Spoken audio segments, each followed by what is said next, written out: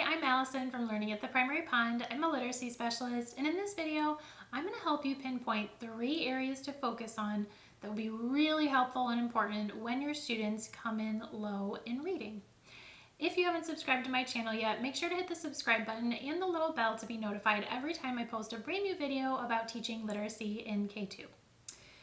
Okay, so first of all, I would love to know if you've ever had the experience of getting in a fresh class of students and you find that a good number of them are low, or even just a small handful are low, and then you feel a little bit overwhelmed trying to plan your literacy block to meet the needs of all the kids, but also to provide support to those little kiddos who are, reading below grade level, and to try to figure out how to close the gap.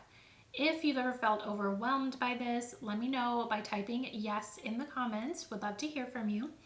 So we're going to help you narrow in on what really matters so that you can structure your literacy block to help those little ones close the gap and get up to speed in reading.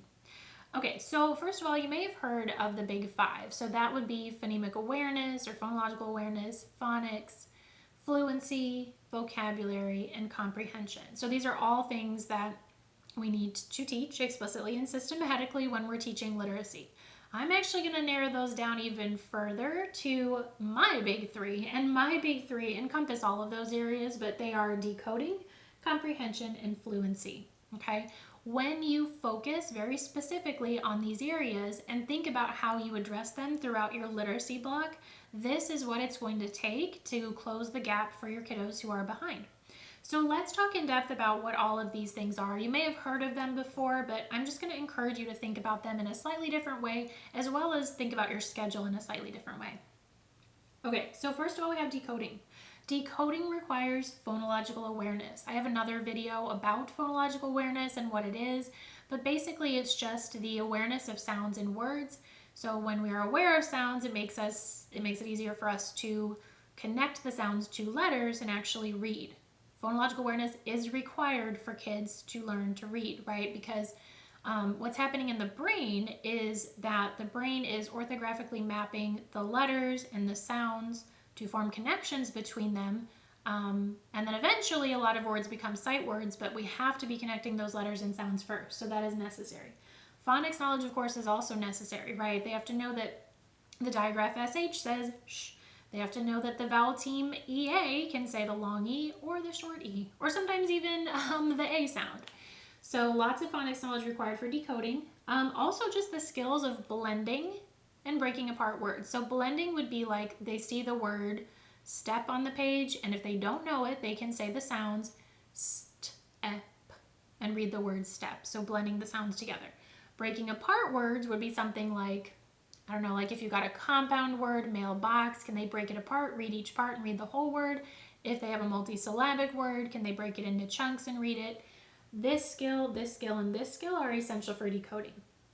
Okay, next up, let's talk about comprehension. So decoding, if a kid can decode, that contributes to comprehension. If they can decode, it does not necessarily mean that they will comprehend. But on the other hand, if they can't decode, then they're definitely not going to comprehend, right? So decoding supports comprehension.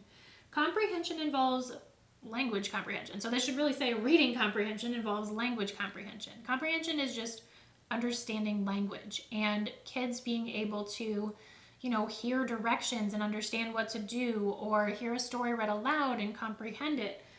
That goes into reading comprehension, because being able to read print and understand it is essentially the same process in the brain as just understanding spoken word, right? Because when you're reading, even if you're not reading out loud, you're saying the words to yourself in your head, and then you're comprehending them. So being able to comprehend language in general plays into this. Vocabulary knowledge also plays into this, because if they can't understand many of the words in the text, then of course they're not going to be able to understand the text as a whole. Background knowledge is actually a big part of comprehension as well. There was a famous study done, I want to say it was in the 80s, about, maybe 80s or 90s, about these kids who were reading a text about baseball, and some of the kids knew a lot about baseball, and some of the kids did not know much about baseball. And even accounting for other factors, the kids that knew more about baseball were able to comprehend, even though maybe they were the same level in comprehension as the other group, they were able to comprehend the text about baseball much better than the kids who didn't know about baseball. So while we can't give our kids background knowledge on every single little subject, it is important, like science and social studies, build background knowledge. Read more than one book with your kids on a topic. It is important to build that because that does contribute to comprehension. Okay, moving on to fluency. So decoding, if kids can read the words and read them quickly, then that contributes to fluency. The interesting thing about fluency is that fluency both, these should not be both pointing here. That was a mistake. Sorry, I don't have a marker here to fix it. So basically what this should be is fluency contributes to comprehension. So if kids can read more easily and smoothly and quickly, then they're freed up to comprehend the text better. Okay? But if kids can comprehend, then this is what I was talking about, what the arrow should be pointing the other way. If kids can comprehend the text, then it's easier for them to do things like read with expression. So they contribute to each other. Fluency, there's many things involved, but it's like reading accurately, smoothly, at a good pace, with expression. So again, strong decoding contributes to strong fluency contributes to comprehension, and comprehension in turn actually promotes fluency. So that's why we need to change the arrow here. All right, so those are my big three. Now let's talk about making this really practical, because you've probably heard of some of this stuff before. And the question is then, how do we apply this information to create a literacy block that's really good for all of our kids, but especially for our kids who are struggling? Well, we have all these things that we know we need to work on, right? And what I found that most teachers do when they're making their literacy block schedule is they'll take like different programs. Oh, I have to teach this, or oh, I want to do like a read aloud or a shared reading. And they'll kind of just like chunk their schedule with these pieces of programs or things that they want to do. That's not necessarily a bad thing, and it doesn't necessarily lead to a bad outcome. However, we all know that our time is limited, right? Let me know in the comments if you feel the time crunch when it comes to your literacy block. And so we need to be able to see across our entire schedule, how are we addressing phonological awareness, these skills? How are we addressing language comprehension? Sometimes that gets left out. Vocabulary knowledge. We need to look at our schedule as a whole and not just ask, hey, like, we're going to do read aloud here. When are we going to do word work or whatever? But we need to ask, what are the components that we're going to include in our schedule, and how do these components address the different skills?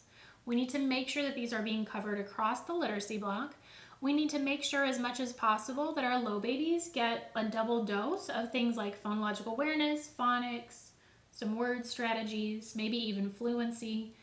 Depending on their needs, it could be comprehension that they need a double dose of. So that could mean that they're seen in small group more often, or maybe you do like some phonics with them and then an aide comes and does phonics with them, or like they do that in a reading intervention group. So our low babies need a a double dose. And then just when we're planning our schedule as a whole, take each thing you want to include, even if it's just like a piece of a reading program they have to teach, and map out, okay, like this is read aloud. In my read aloud, I'm going to cover language comprehension, vocabulary knowledge, also background knowledge. Literally write it out so that you can see how these things are covered throughout your day. Now, if you're in a time crunch, this can also help you make decisions about things that can be cut out. Because if you're just thinking, oh, well, I'm going to cut out a read aloud, but then I'm also going to cut out like this reading program, well, you might be cutting out too much comprehension. On the other hand, if you have like multiple routines throughout your day that work on comprehension, well, that's good. But if you have to take something out and you're really comprehension heavy, which again is not necessarily a bad thing, just an example, you can maybe pull out something that is really comprehension focused because you've already got that covered. So looking at how your schedule as a whole teaches these skills, rather than just saying, okay, read aloud, shared reading, do this, literacy centers, do that. Looking at these skills is really going to help you create a literacy block schedule that is great for all your students, but then also figure out how to give your low babies a double dose in the skill areas that they need most. I hope this was helpful to you. One really important piece of the decoding and phonics is having a systematic scope and sequence that you're following. So really knowing what skills to teach to make sure that you're covering those things that are most important for kids in becoming successful decoders and readers as a whole. I actually have a free phonics scope and sequence. It covers kindergarten, first grade, and second grade, but even I would say third and fourth grade teachers can use it to figure out like where are the gaps in their students' knowledge and really pinpoint what they may need to review. So I'm going to include the link for that free phonics scope and sequence with this video. So look below or to next of it or wherever you're looking to find that free download link. Thanks so much for watching. I hope this was helpful. Hit the like button, subscribe, and I'll see you in the next video.